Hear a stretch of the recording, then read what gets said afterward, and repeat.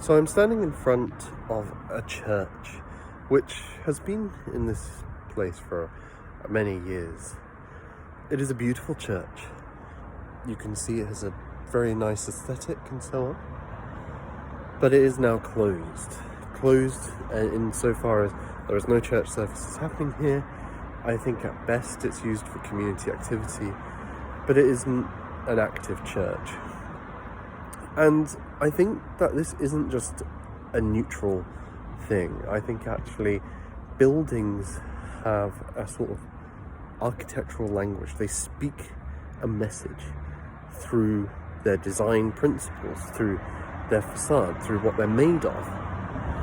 And a church building is so identifiably Christian that when it remains closed and shut, that in itself sends a message that actually Christianity is dying out in this land. This used to be an active place. This used to be something where people worshipped. Now they no longer do so. And so the Christian faith which supported this is disappearing. Perhaps even worse still is when such a building is put to a use which is so fundamentally at odds with trying to connect with the divine, to worshipping the Lord of all creation, Jesus Christ. When it is turned into a market, when it is made into a nightclub, or even into a domestic dwelling, the architecture rises above all the buildings around here. It's meant to point towards the divine. It's meant to stand out. It's meant to be different from everything else.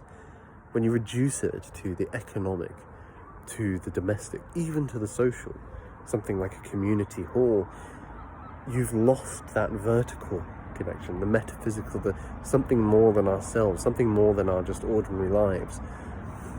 And so there's a contradiction in the speech of this building, and it undermines it, and it becomes a somewhat pathetic thing, something which is sad to see.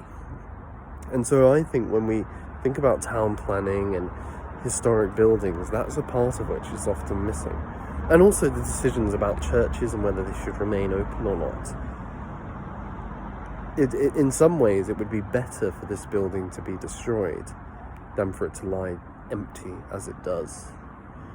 Because what it's conveying is a fundamentally negative message, and one that is detrimental to the growth of our historic Christian faith in this country.